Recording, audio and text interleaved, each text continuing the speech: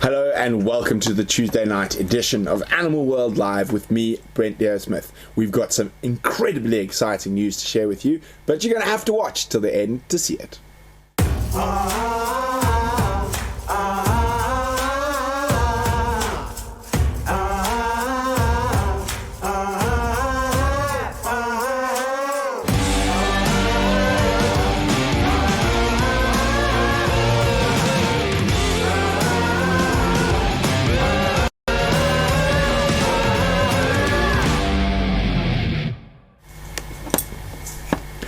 Hello and welcome back. Let's see who we've got here. Hello Liz, hello Sketchcats, hello TD Kid 1, Jordan, Daniel, Gigi, Annie, Ashley, Liz W, Rosalind, TJS Widget, Tamara, aka Tammy, Susan, Yvonne. It's all great to have you all with us. And it's been an interesting couple of days. We actually haven't spent that much time in the field. We had to do the big move back. Hello Boo in Arizona. So we had to do the big move back from the farmhouse on Blowbunk, and of course as we leave the lions arrive there, but that is how life goes. But we have managed to get our special permits to move around under level 4 lockdown, which means we'll be able to operate in both our filming areas, which is incredibly exciting. I am literally...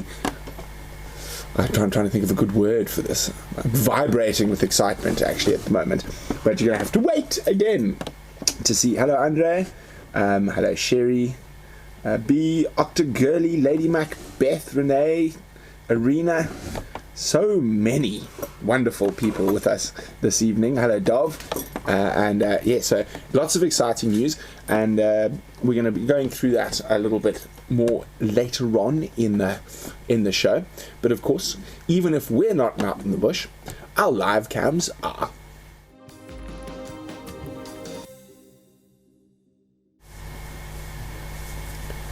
And yes, so our live cams have been out and about. Well, they haven't moved, but they are been recording some incredible sightings, as they always do. And after the late rain, it is getting dry again. So the water holes are starting to be a little bit more productive. Thank you so much, Boo. Hello, Cheetah Kim. Hello, Maddie. And what do we have on the first one this evening, VM? I think it's something quite fun and quite nice. So this is at Boskamp. It is our 3 glorious male lions who are always on the move, it seems to be. And they got caught on a few different cameras as well. But nice to see them at Boskamp. And VM is going to tell me to keep quiet because a little bit down the way they managed to give us a little bit of a show.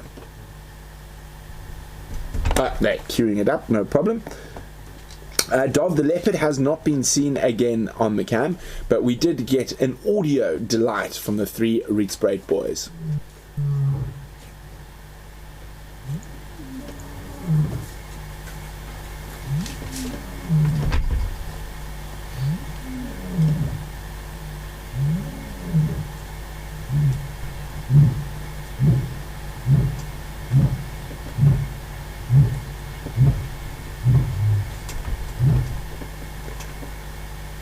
So the one really amazing thing about the live cams in the last few days has been Predator Central. So we caught the 3 big males. Unfortunately, as I said, no leopard. Thank you so much, Yvonne.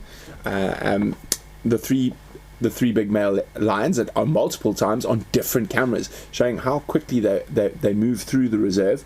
And I'm really hoping that eventually, once we have the capacity, we're going to be able to put a live cam in all sorts of places on the Rietsbraid Reserve. And the next visitors to one of our live cams was the lionesses, if I remember correctly. It's not. I'm joking. Yes, we're going to go to the lionesses, and just after the lionesses. Sorry, apparently my running order, I think my running order is wrong. I've got the old one. Let me just reopen it. Okay, so the next one, sorry about that, guys, that was my fault. I've got the old running order up. And so the next thing we actually got was here at the house, just a few meters away from me, and that was, of course, one of our favorite nocturnal critters, the African civet. They're quite regular visitors to Critter Cam, and now that we're home, we're going to actually, you'll see Critter Cam was going to get a clean. I think the warthogs have been rubbing their bottom on it again. But it is amazing that we are able to catch such a shy nocturnal creature up close with Critter Cam. And before we move on to the next one, I see there's a really good question from Skitch Cats. Did the Leadwood boys come from where Taylor is now? Yes, that big male lion you're seeing on Drive with Taylor is the father of the 3 Leadwood boys. So isn't that amazing? So they did come from Karongwe. So that is correct. Oh, we might get a visitor.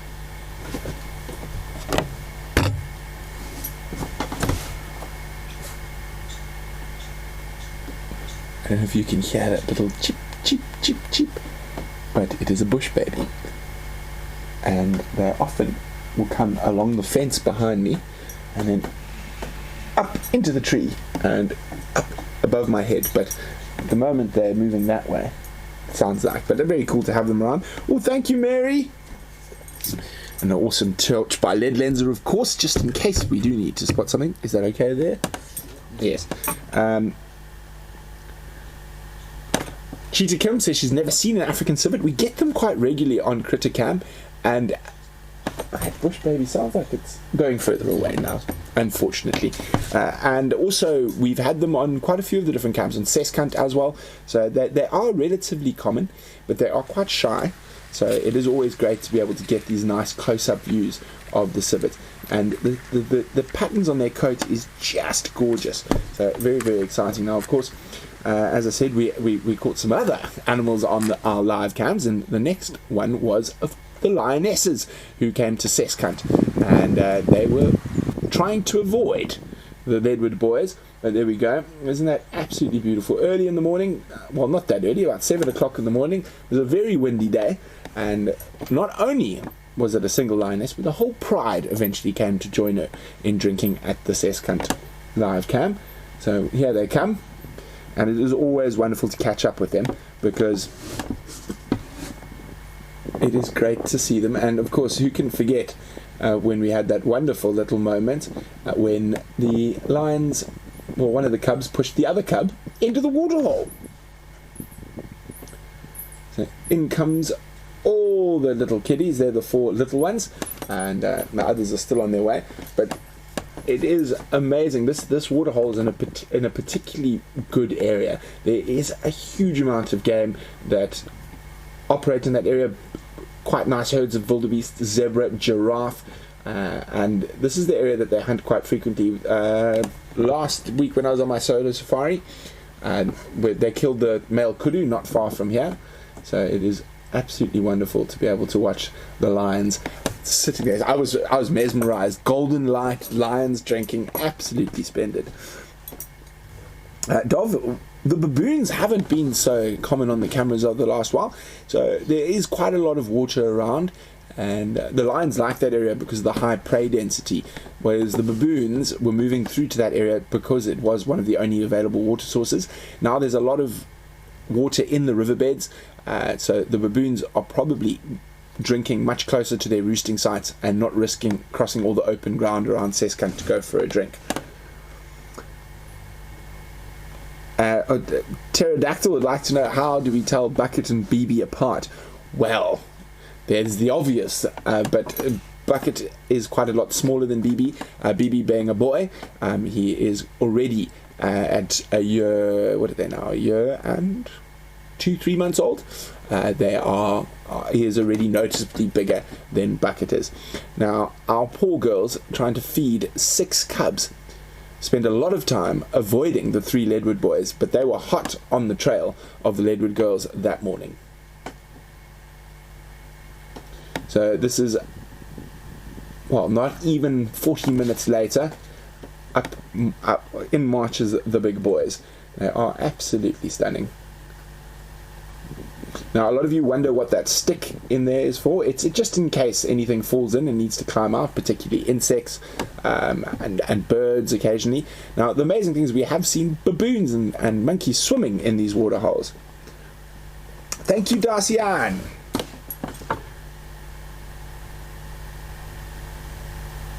TD Kid 1, does EWT work with Karongwe in regards to cheetah and wild dogs? I will find out for you. I will find out that. Wow, yeah. So the males spend a lot of time trying to chase the females, and while they've got these cubs, the females are trying to avoid them because those 3 males would absolutely decimate any of the food they caught, and it's difficult to say even if they let the cubs eat. But yes, so they spend quite a bit of time looking for the females on their patrols, and then they're drawn back down to the south when they hear the neighboring lions roaring, and they've got to go make sure that the fence is safe and there's no other boys coming into their area. Chris Souza, yes, these boys are the sons of, I don't know whether it's Sub-Zero or Zero, whatever the current male lion on Karongwe is, they are the sons of that particular lion. So very, very cool. Now, some of you are going to be exceedingly excited because lions were not the only predators we caught on the live cams, and I'm hoping this means in the future we're going to have a den back on Leadwood or Blowbug. So we had some really nice hyenas visiting, and unfortunately I haven't been able to ID which of them there are, but I am certain they are from the Leadwood clan. So they're, at last count, with some fluctuations, some have gone missing. There are definitely over 20 different individuals in that clan. Now, which they are, you can see they've heard something, and I think as we move further and further into the dry season, we're going to start catching the hyenas quite a bit more often, and we've already noticed that. And we didn't only catch them at night, we managed to catch them during the day as well.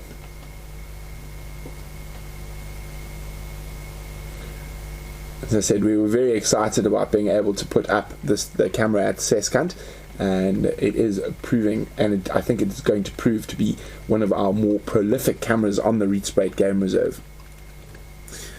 Marie said this is our first capture of hyenas on the waterhole, so we're just as excited as you are, if not maybe a little bit more. But I am hoping this means that they are going to move back from either from the Raptors View property, where we think they are denning at the moment, and back onto the Rietspruit Game Reserve. Okay.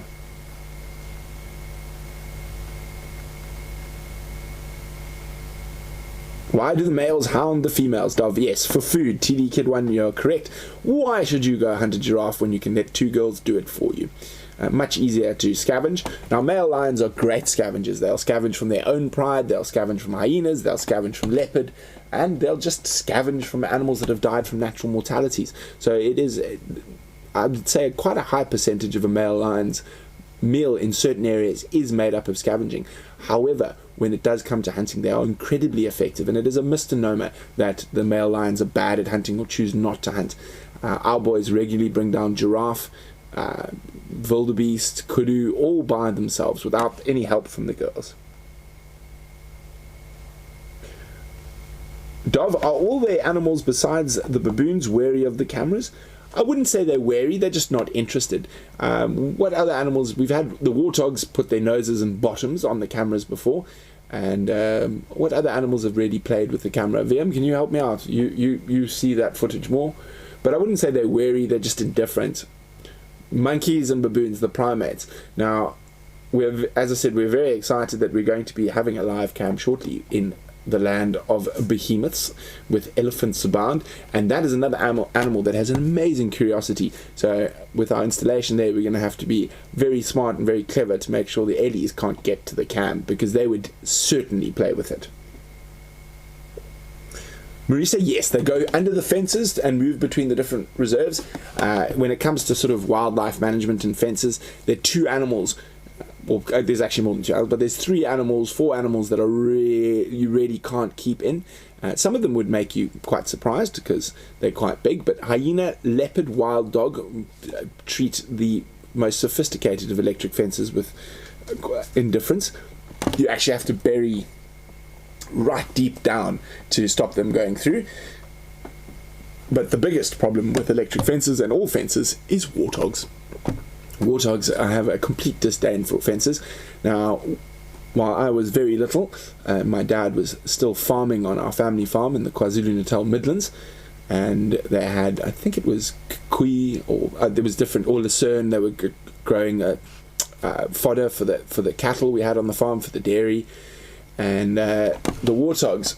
So the different fence paddocks had just single strands of electric fence to stop them going through, and the warthogs on the farm used to go through quite regularly. But the funny thing is what they did before they got shocked. So the warthogs would get up to where the electric fence, where they knew they were going to get shocked, and start screaming like they'd been shocked, and then start running, and as they hit the fence they were silent. So when they actually got thumped by the electric fence, they were completely silent, but they squealed before the pain, which I always found absolutely hilarious. And I know how much those fences hurt. I've been whacked by quite a few electric fences in my day.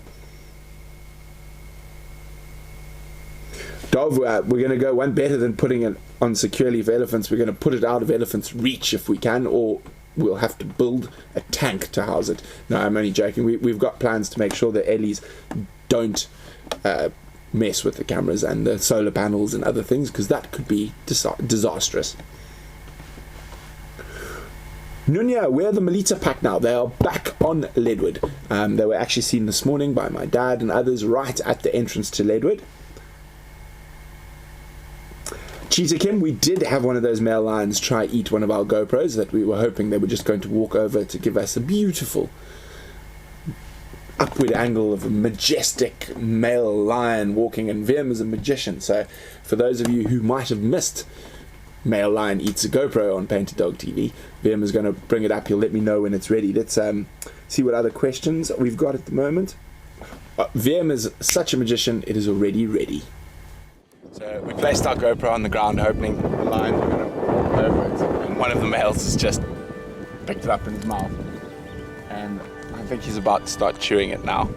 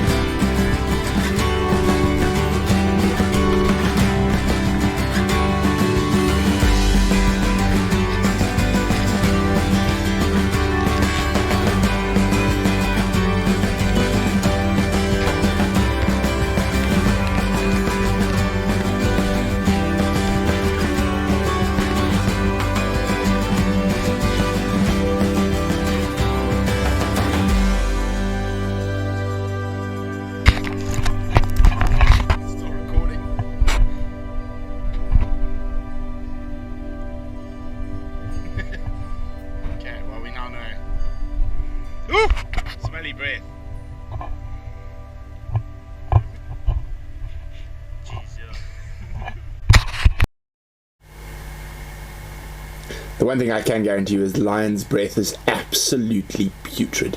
So that was quite amazing. Thank you so much, Ashley.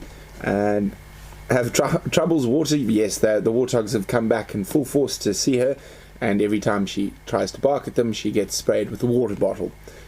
I saw Dov asked about the fence. What area is fenced off?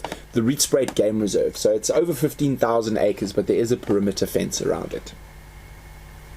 And there's estates next door that don't want to have Big Five because the people there like to cycle and ride, but the leopards and hyenas habitually move through those areas. It's part of their territory.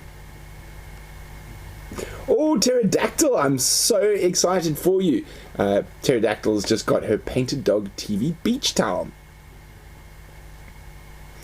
Yes, Peter Pan. When you get, I mean, it's the only other time you get to smell a lion's breath is when you're in it, so you're probably not concentrating on the smell and more on trying not to be dead. And I saw another one. So yes, BB will be relocated when he gets to about 2 years old. So when the males really start giving him a hard time. Now it is that time of the evening. It's time for the wildlife news.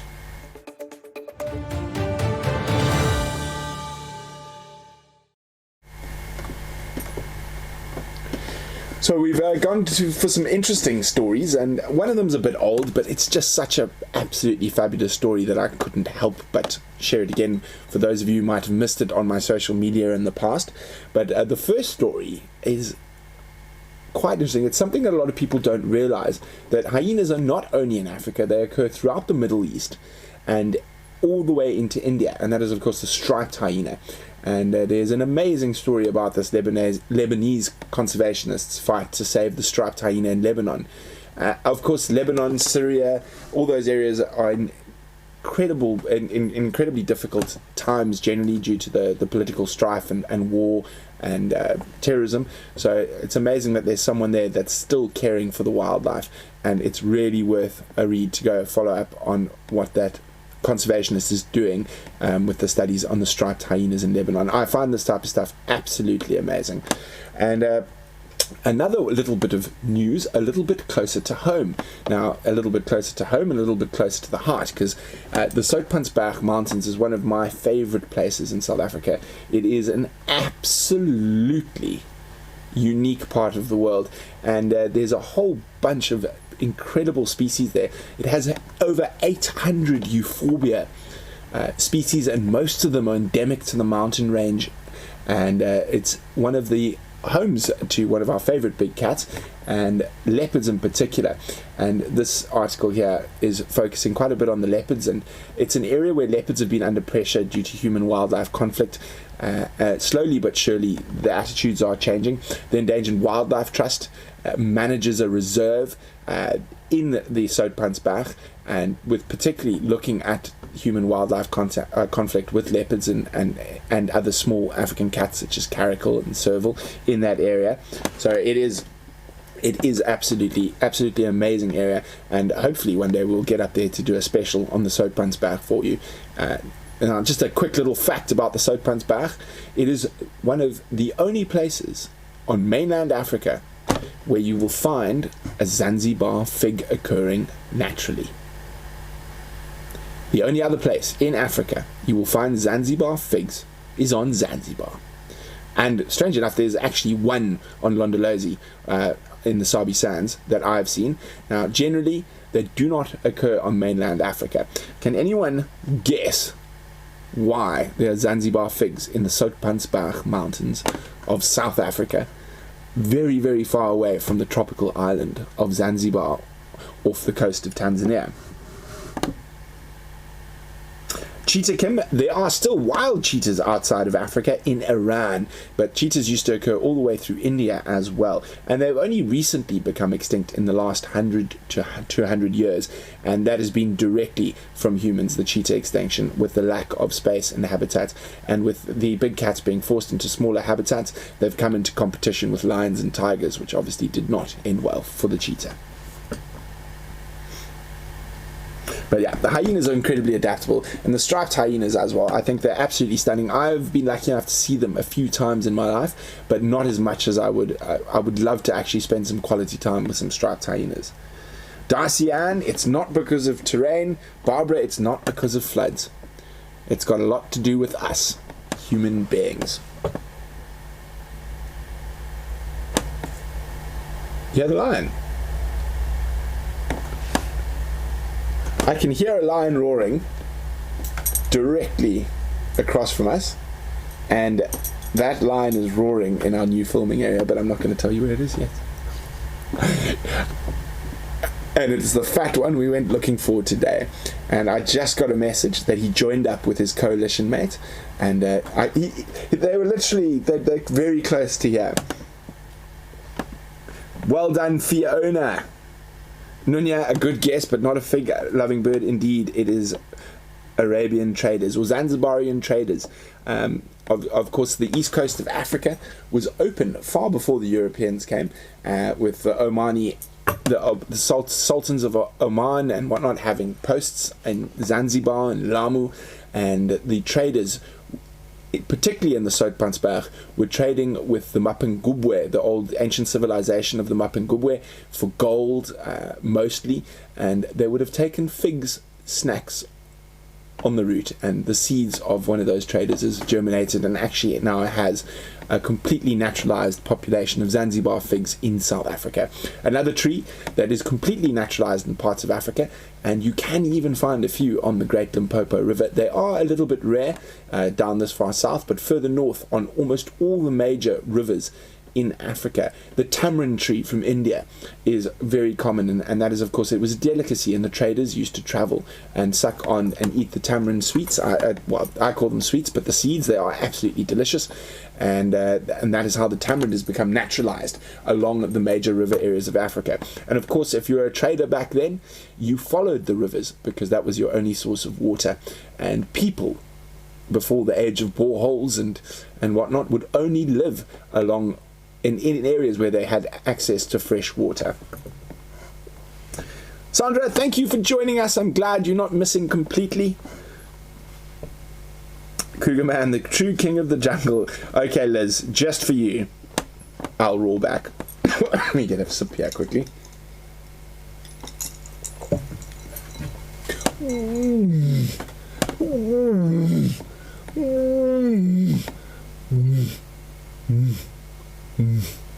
I love that sound. Okay, so should I tell them? Should I tell everyone? What do you think? Xander's giving me the head, the shrug of the shoulders. Well, since the lions are roaring, I think it's only fitting that we do. And before I go into any more depth, here's a little video, a little bit about where we're going to be going. Welcome. I am sitting next to some elephants, and we at Painted Dog TV have some very, very exciting news, and we'd like to introduce you to Anton from Eco Training. Thanks, Brent. Yeah, it's a pleasure to have you here. Wonderful sitting here at Leopard Dam on Pridelands. These elephants coming in to have a drink and a swim. Eco Training, we formed in 1993. We've been around for 26 years. We're very humbled to have played a part in the training of nature guides for the Southern African and East African industry, and Eco Training was established to feed the industry with professional nature guides and safari guides. And since then we've grown into offering various courses all over Africa. We're very excited to reach people in their hearts and minds with not just knowledge but an understanding, the love and appreciation of nature, and try and have a call to action by any means for people to be more aware and responsible of the environment around us. It's a great pleasure to work with you, and Painted Dog, we're excited to have you on board and try and get some awareness of environmental education and just global awareness for conservation issues through this relationship. We're very excited to announce we're going to be traversing Pridelands in the very near future.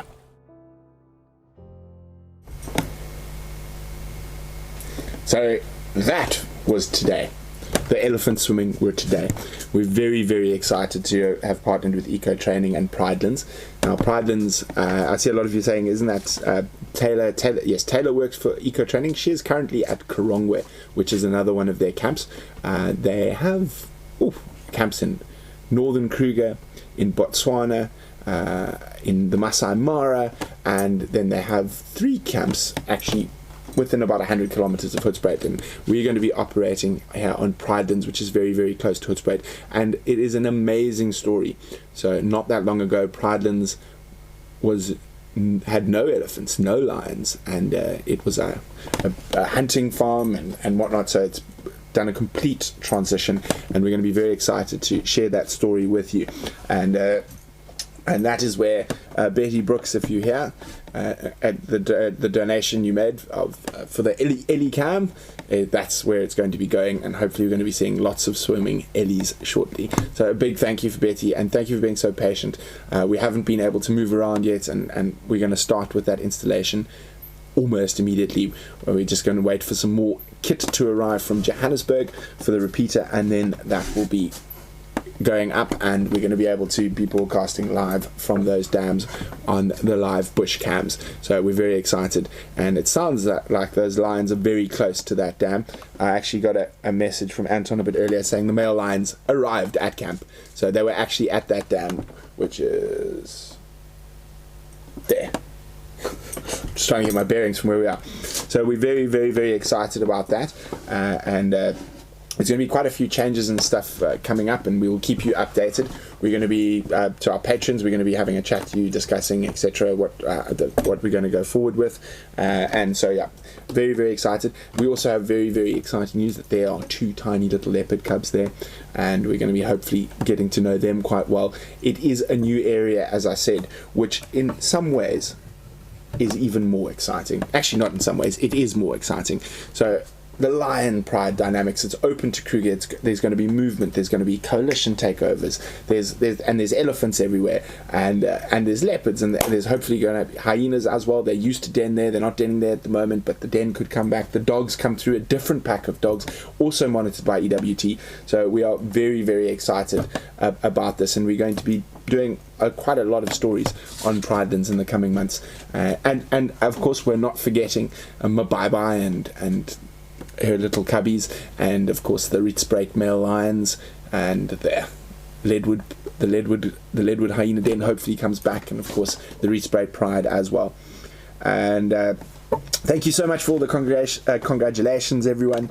Yeah, we're very, very excited, and I think it's going to be a really, really interesting and exciting time as we develop a new area. And as I said, it's relatively new, so the leopards aren't as relaxed as they would be in the Sabi Sands, a little bit more relaxed than they are in Rietspreek. So I think one of our first missions is going to be to habituate those 2 tiny little cubs, and I am ecstatic, as I'm sure you are. Of course, there's not too much known about the different prides, dynamics, names and stuff like that, so we're going to be able to learn all of that with you, which is absolutely amazing. Also, very different terrain from Rietspreek, which is unbelievable. There's some really nice rock ridges that run through the middle of the reserve, and as I said, yeah, I'll be just very excited to expand onto Pridelands, and with eco training.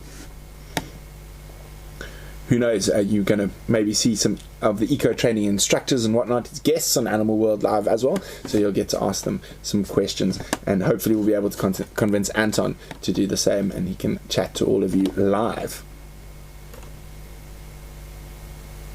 There we go, Mars. I was one step ahead of you. We will be interviewing the trainers, most definitely.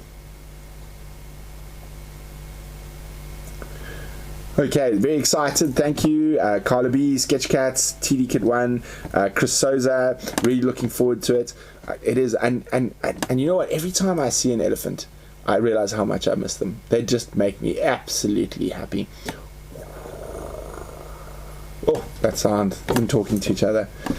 Yeah, so very, very exciting stuff, and that's why we haven't been out as much as normal, but we're getting everything ready to launch the Painted Dog expedition to Pridelands.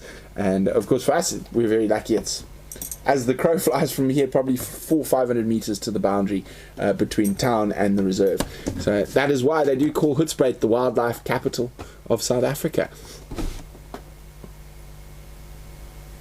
Dov says, I feel like squealing, but my parents might think I'm crazy. Linda, hi. I'm happy you've also managed to grab a chat. Chris, yeah, that elephant sound is incredible. Mimzed also loves Eddies. So guys, if we've got any questions, as I said, we're going to be developing and telling lots of stories, so keep a look out on my social media and the Painted Dog accounts, and as well as the eco training accounts. We're going to be cross-pollinating.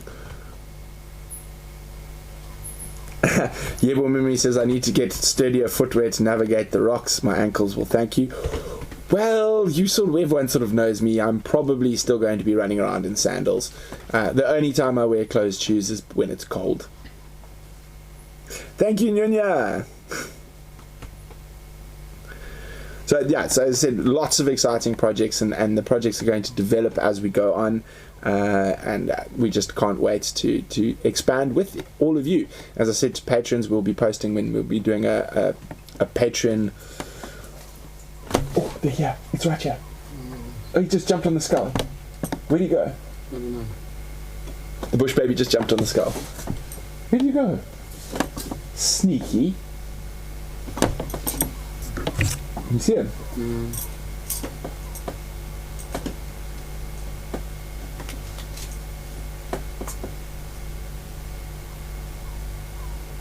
You can see the lights. So the lights don't work anymore because the hornbills and bush babies keep chewing on them. But there was a bush baby, just jumped into the wildebeest skull there and jumped off. I don't know if he's gone up on above us. They're so quick. Well, doesn't want to make an appearance this evening, the bush babies.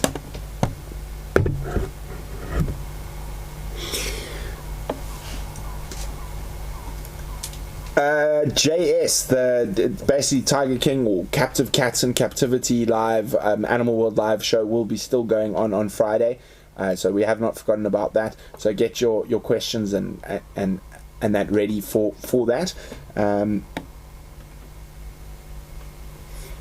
Dov, all the broadcasts are on YouTube, apart from obviously our Patreon chats are private, but are still on YouTube, but private to our patrons.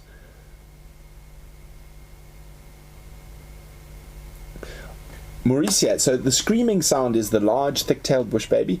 The little bush babies, or South African Gallegos as they're called, or lesser bush babies that we get at, they sort of zip, zip, zip, zip, they make little sort of chirping noises, I think.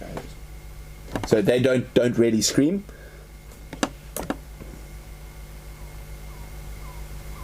So yes, very, very exciting stuff, and again, the Tiger King live will be happening, well, not Tiger King, or Big Cats in Captivity. Well, Tiger King just gets into your brain, unbelievable. And we will talk about Tiger King in depth, and we will also focus on some other less than ideal human beings that are keeping big cats in captivity across the world, and especially in South Africa. And our little barred owls are making lots of noise, and we're very happy and very excited, and again to be partnering with Eco Training and with Pridelands, and a big thank you for them to giving us the opportunity, and we can't wait to do very exciting things with them. Now let's have a look. Let's have a few more questions. Grumpy Old Man is in Pridelands next to the Air Force Base. It is. However, yes, they don't fly too often. It's the helicopters and that are used with anti-poaching. So a lot of the flights and stuff are actually nocturnal. And the Rietspraat, where we form regularly, is right under the flight path to land at the Air Force Base where the commercial airlines flight. So not too many flights a day, and particularly early in the morning and late in the evening when we're out doing most of our filming, it shouldn't affect us too much. Hi Betty! Liz, is the new location of the waterhole natural or pumped? It is a dam, but it is not pumped. It is from local rain. Thank you, Cheetah Kim. TD Kid 1, yes, that could actually help if you email us some questions in advance, and even if you've got any information, again, to info@paintedDogTV, anything you'd like to ask specifically about the captive trade cat industry and breeding, whether it be in South Africa, and as I said, I've done my homework on some of the stuff outside of South Africa, but of course my general area of expertise is Africa, and we will focus a little bit more on that. There we go. Okay.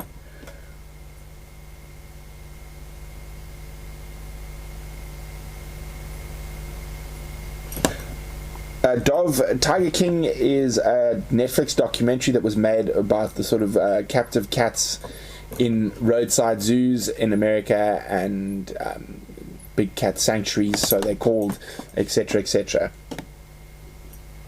I did hear that, Linda, that brace ourselves, new film coming out with Nicolas Cage, Tiger King. That's going to be interesting. Good choice though. I like Nicolas Cage. I think he'll do a good job. Anyway, as I said, for me, the documentary, I know I'm going to get, this is for Friday, we're not going to get too involved in this, so if anyone has any questions, please send them in, and other than that, we're going to, the rest of the Painted Dog TV team are going to go eat their dinner and go to bed early, because we're good boys and we've got lots of work to do to bring you Pridelands in the near future, as well as keeping up with our favourite big cats on the Rietsbraid.